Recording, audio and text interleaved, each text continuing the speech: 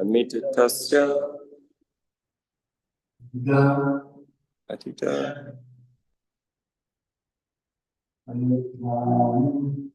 Yatani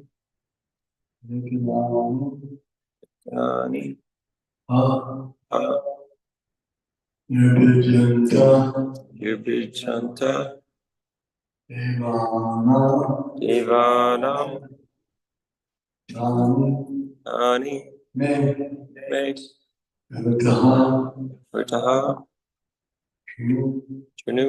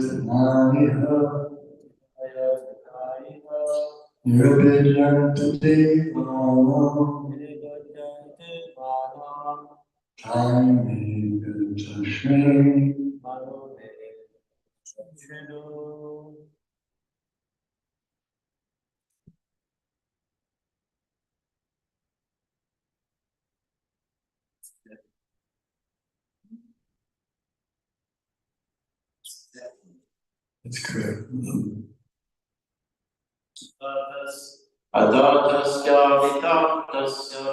Adatasya vitaptasya Tidhayantananiha Ravidyantya devanam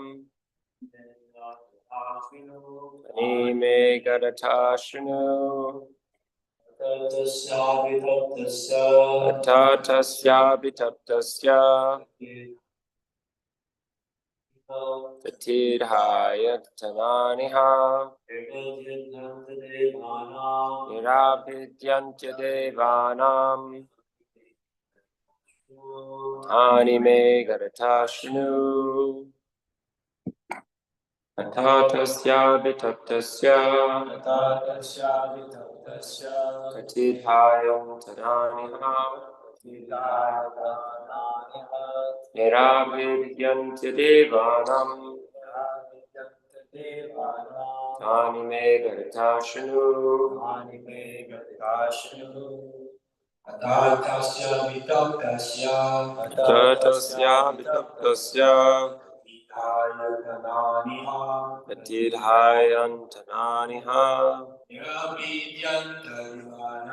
Niravidyantya devanam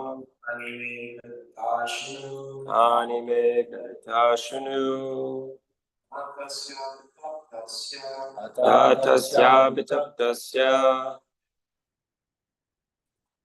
Tidhayantananiha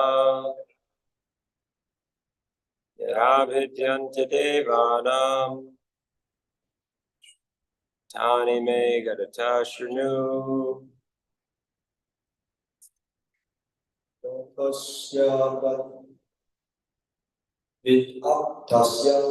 Atatasya vitaptasya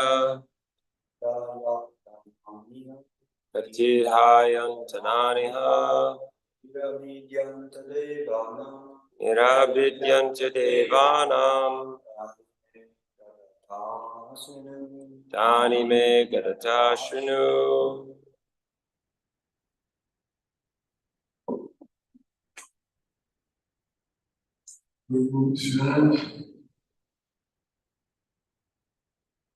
Ata, therefore, tasya is avitaptasya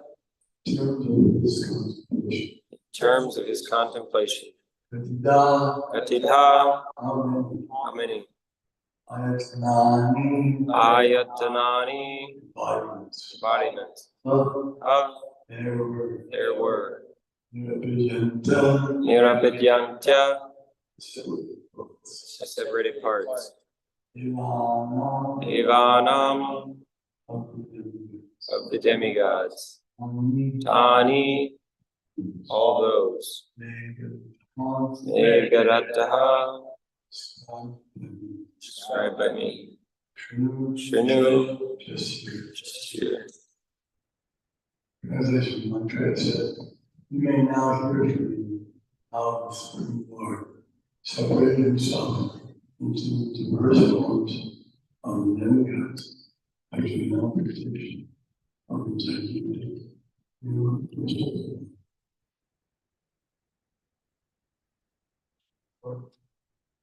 The demigods are separated parts and parcels of the Supreme Lord, as are all other living entities.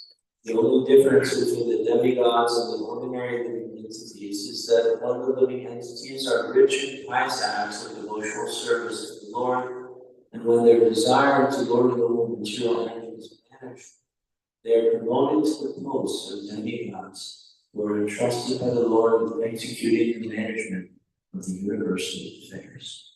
Instead of trying to enjoy all the properties of God, demigods, we want to help him in his management.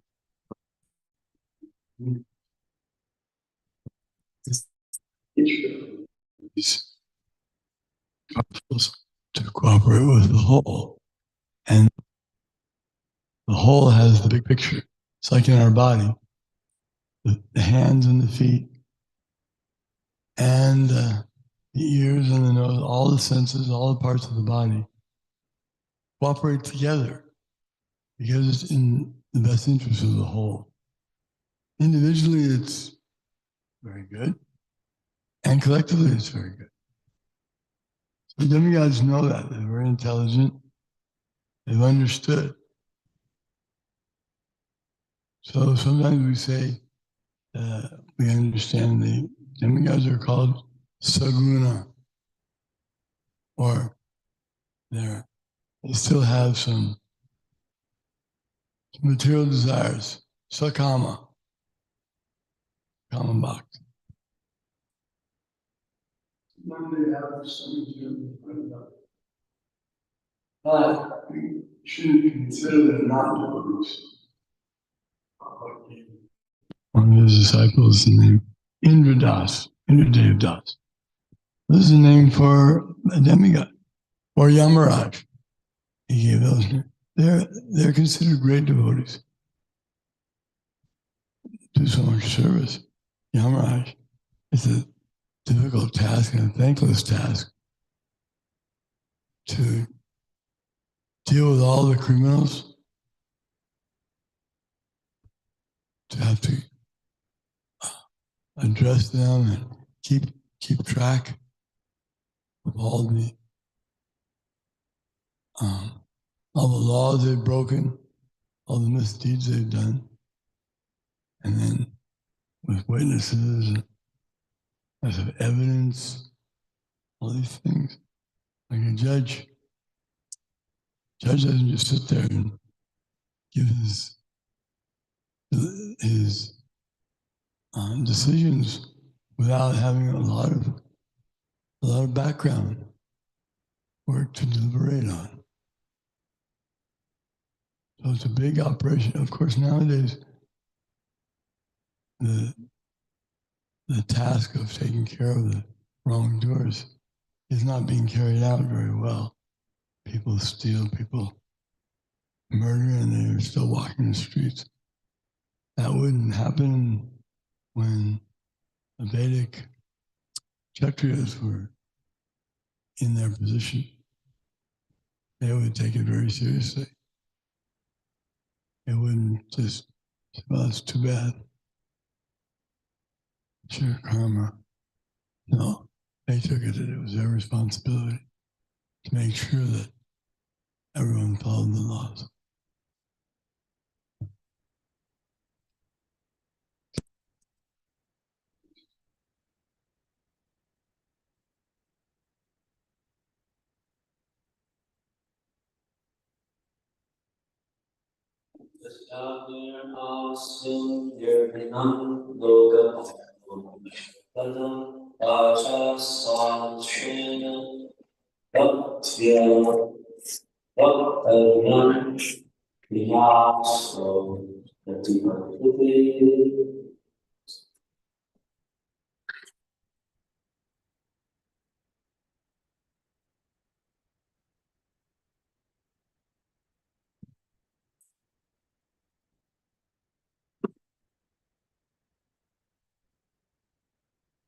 Agni or he, separated from his mouth, and all the directors of material affairs entered into it in their respective positions. And that energy, the living entity, expresses himself in word. Report. The mouth of the gigantic universal form of the Lord is the source of the speaking power. The director of the fire element is the controlling theory, or the Adi Daiva. The speeches delivered are Adhyatma, or holy functions, and the subject matter of the speeches is material perfections, or the Adi Bhuta principle.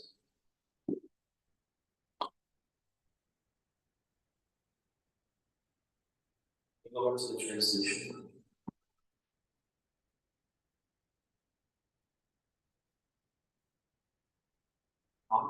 Agni heat separated from his mouth, and all the directors of material affairs entered into it in their respective positions.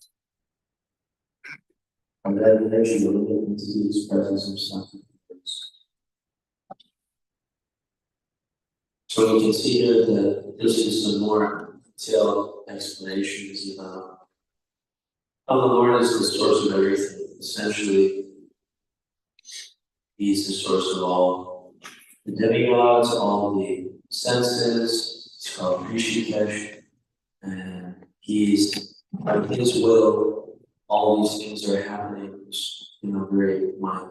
very deep in a very detailed way, systematic.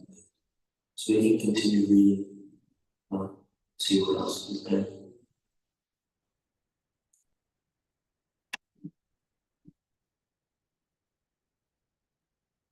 Nirvinam Brahmaruno Lokapam Vishnare Divyayam Kshena Chalasam Yanyasa Pratipadhyate. When the palette of the gigantic form was separately manifested, Varuna, the director of water in the planetary systems, entered therein. And thus the living entity has the facility to taste everything with his tongue. So Krishna says, Rasoham Apsukanteya, that this rasa Apsukanteya, that he's the taste in the water. Apsukanteya, Apsu, Apa refers to the water. So water and taste are connected, and Varuna, the demigod, the director of water, he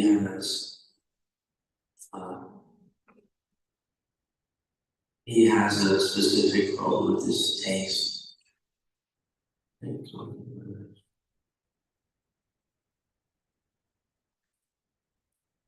Nirvine Ashvino Nase Vishnu Avish Padam Brahmena Kshena Gandasya Pratipatti Yathopavet. When the Lord's two nostrils separately manifested themselves, the dual Ashwini Kumaras entered them in their proper positions. And because of this, the living entities can smell the aromas of everything.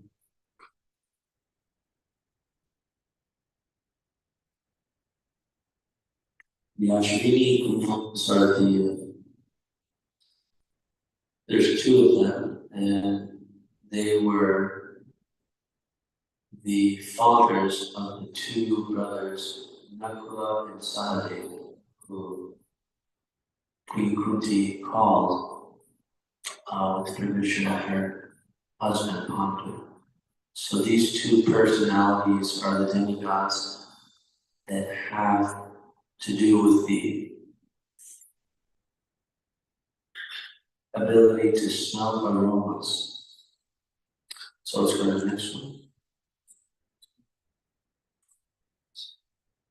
Yeah, these are different aromas.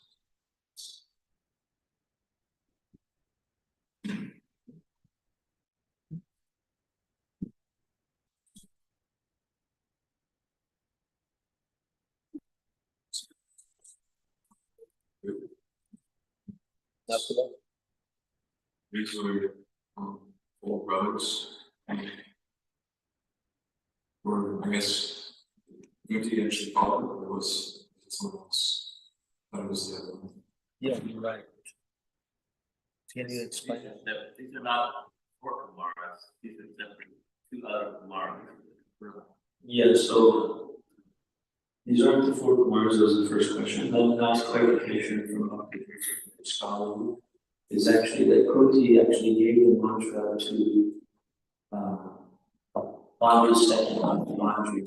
She birthed these, isn't it? I think so. They heard about it else. So what happened? Okay, very good. So they are these two Kumaras. Ashwini Kumaras are in charge of this. Okay, let's go to the next one.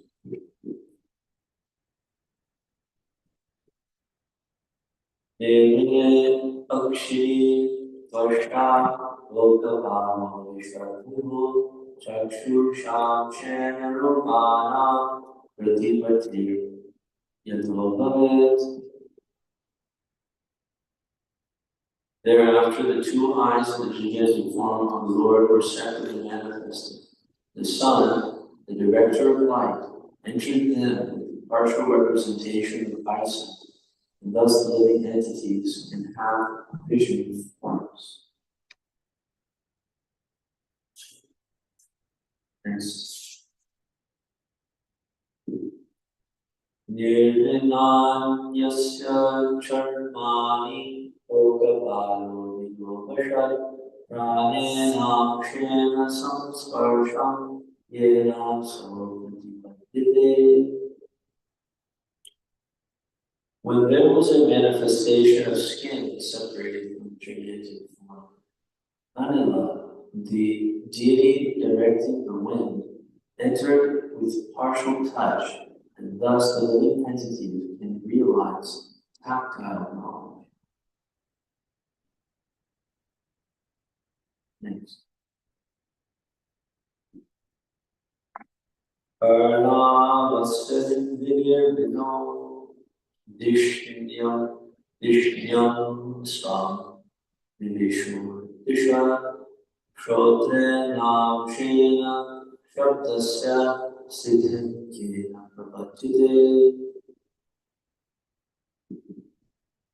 When the ears of the gigantic form became manifested, all the controlling deities of the directions entered into them with the hearing principles, by which all the living entities hear and take advantage of sound. Purport. The ear is the most important instrument in the body of the living entity. Sound is the most important medium for carrying the message of distant and unknown things. The perfection of all sound and knowledge enters through the ear and makes one's life perfect. The entire Vedic system of knowledge is received by oral reception only, and thus sound is the most important source of knowledge. So this is described in the introduction to Isha Upanishad. In the Isha Upanishad, the introduction is actually a lecture that was given by Srila Prabhupada in 1969. And then he discusses about the Vedas. And he originally says that the Vedas means knowledge. Any authorized knowledge that you accept is Veda or knowledge. But he goes on to describe that certain persons, the conditioned souls, they have 4 defects. So these defects prevent them from transmitting bona fide knowledge. And then Srila Prabhupada discusses how knowledge or the Vedas can be received, or Veda or knowledge can be received through 3 sources. He says Pratyaksha, Anumana, and Shabda. So this is discussed here, that Shabda, or the oral reception through the ear, is the most perfect system of receiving knowledge. So thus,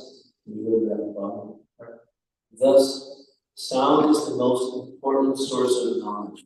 So this is discussed that Shabda, or sound vibration from an authority, is the most valuable reference, the most valuable proof, right? We were trained in the Western world, at least, that when we wrote up on paper, we had to put in quotes. And actually, this is the principle is actually correct, that we are meant to support our statements in learned circles by the strength of authoritative knowledge.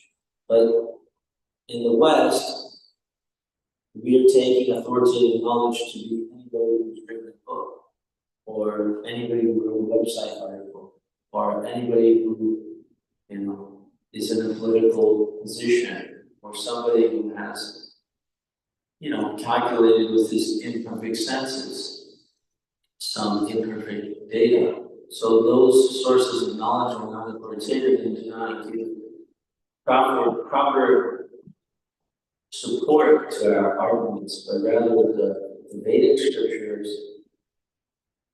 can be quoted in learned circles, and especially the Upanishads.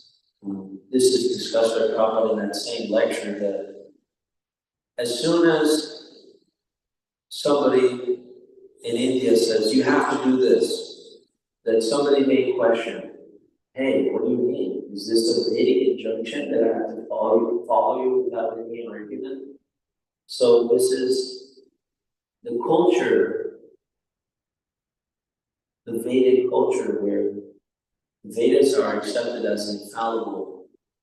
And it's very nice to have an infallible source of knowledge, because you can save a lot of time. So Prabhupada discusses that you can go through the entire Vedas and you can research every point. So it says things, right? Kapila Deva discusses in the Bhagavatam, and it's discussed in other places, but we mostly like to quote from the Bhagavatam that the belly should be filled with half, foodstuffs for digestion, and then quarter air and quarter water. That helps the right way for a yogi to nourish his body, in terms of eating. So we can test it. You can do the experiment, and you can go through the whole thing, and you can try to understand, do all these experiments and things to find the same information which Kapila gave in one sentence.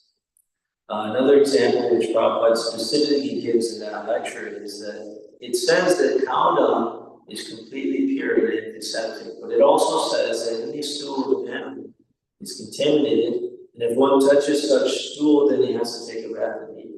So Prabhupada says, you can do the research, and you can find out that it's completely antiseptic cow dung. But just at the same time, you might as well just take his word for it. But he says why. He says that why is because these words are actually spoken by the perfect person. So he says there that the Vedas are actually the breathing of the Supreme Lord, and specifically, Vyasadeva, or Veda Vyas, is discussed about that he is actually an incarnation of the Supreme Lord, and is specifically infallible. He's an infallible person, so therefore he can give infallible knowledge. And the Vedas are that knowledge. Now, what's interesting is that there is a gradation of knowledge from the Vedas, which are to be accepted by different classes of men. It's discussed that the Brahmas, they are written for different classes of men according to the laws of nature. But there is a certain set of knowledge, Hare, which actually Srila Bhaktisiddhanta Saraswati Thakur Prabhupada, he was very famous. There's an example of this. He was very famous for being very learned in all subjects and any subjects that he wished to learn in. And one particular was the Jyoti Shastra, or the knowledge of astrology. This astrology is different than cosmology. Cosmology refers to the arrangement, the orchestration of the universe or universes. But this astrology has to do with understanding the influence of planets on one's nature, behavior, future, etc., which is all in the realm of karma. It's all material. So I read recently a letter or a statement from Prabhupada that says, we don't even waste your time, because it's for materials. So, yeah. I can read you that quote, that would be better because it's a strong statement. But, and I will do it outside of this. So, but, Srila Bhaktisiddhanta Saraswati Prabhupada, he decided to completely dedicate his life to Hare, to this transcendental knowledge which has to do with bhakti. So he, as an example of Acharya, even though it is an authorized science, this, and Prabhupada also speaks about astrology like that, and there are purports where Prabhupada says, but he says that in today's day and age, these astrologers, how much can they really know about the bona fide science? And then the other point is that it's a material science. So we are interested with the spiritual science of loving Krishna. So this is actually the Paravidya, and this is what we are meant to put inside our ears. So it's discussed that there are two places. There are places for pilgrimage of crows, which are filthy and deplorable places.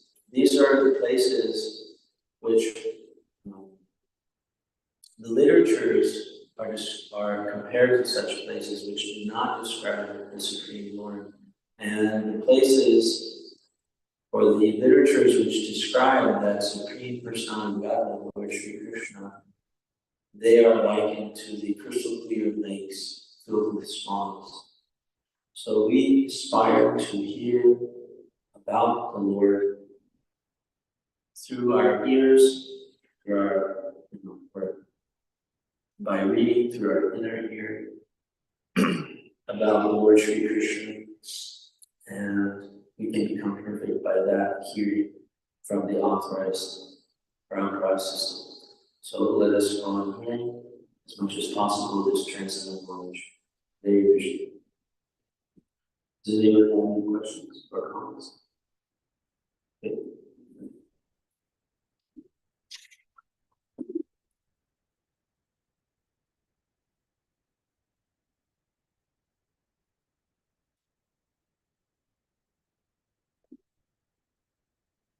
Okay.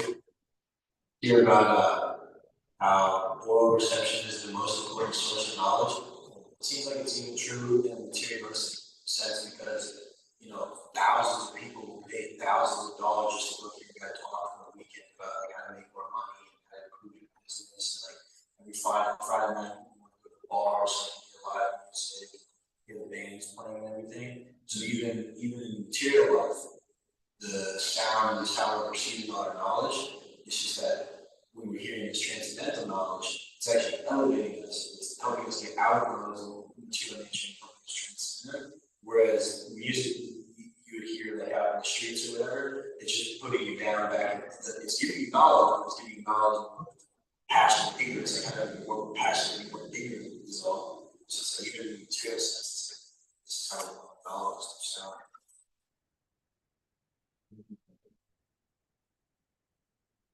Yeah, and you were reminding me of what we were speaking about yesterday, how a devotee, like yourself, who has this realization that they completely switch their sound, soundscape. That's what one refers to as a soundscape. We have our soundscape, right? When we're in the temple, we hear walking on the wooden floors, we hear the devotees cooking and doing pots, and we hear the lectures, we hear the kirtan, we hear the sound of the bell, which is around for the Lord's pleasure. We hear sound of the fans, which are blowing the air for the devotees' comfort so they can practice devotional life, and so on and so on. And all these sounds form a spiritual soundscape, but that soundscape in the material world is actually our bondage, and it's described from the very beginning of life. After the child exits the womb, immediately he is being reinforced by materialistic sound vibration. Like he's given a name for one. He's given a name, and his parents are actually speaking to him, and through that speaking, he learns, about this materialistic world and identifies with his mind and body as a person from a certain country and from certain caste, etc. So, yeah, we should be very careful with the sound that we ingest. And Prabhupada discusses that, the sound of Krishna's holy name, that's the easiest method. And if we can dedicate ourselves and be determined to always vibrate the holy name of the Lord, or hear the holy name of the Lord, or be around those who chant the holy name, or speak the words of Krishna, chant the name, chant the Bhagavad Gita, or listen to the prophets speak, etc., then we can very rapidly exit this material world and completely cleanse and mirror the heart. Oh yeah, that was what I was remembering. This morning, Hare was discussing, he was describing it in a nice way, kind of like a stream of consciousness about that day when Prabhupada was in the hospital in New York, and they chanted for 14 hours straight. That was probably a pretty nice yoga for them to do, especially since they were beseeching the Lord to strengthen their spiritual master so that he can save the world. And They cleanse the ear and the mind with all that chanting. So we should also try to make every day about full absorption of the spiritual sound.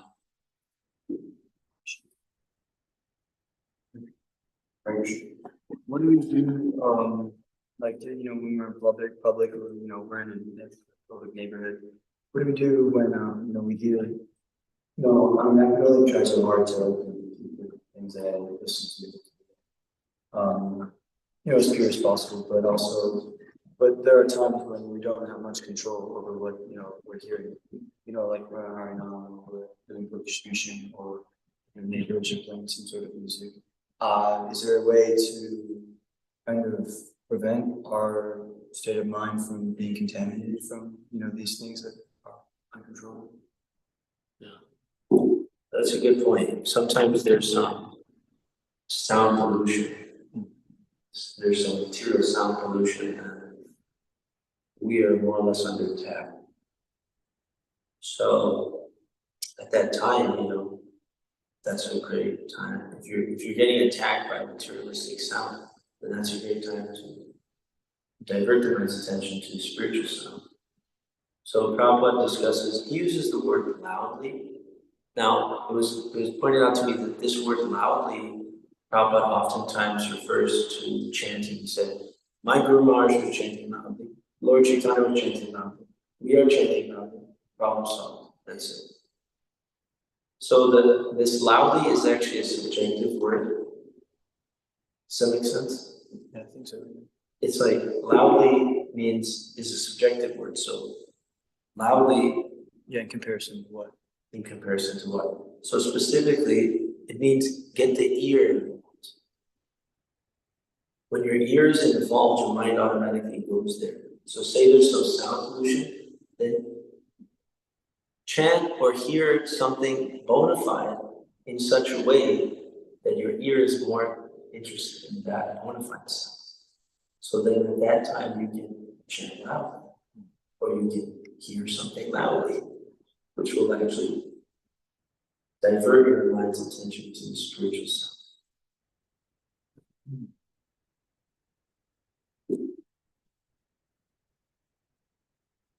Should follow what every disciple to attend the morning and evening programs and to chant 16 rounds of Hare Krishna mantra early in the day. And this morning program has great spiritual value because it's like putting on armor. So that after the morning program, when you go out the street and you hear all kinds of nonsense, then you'll be protected by the armor, spiritual armor of Hare Krishna mantra and morning program. Thank you. Srila Prabhupada ki jai. All those who summon the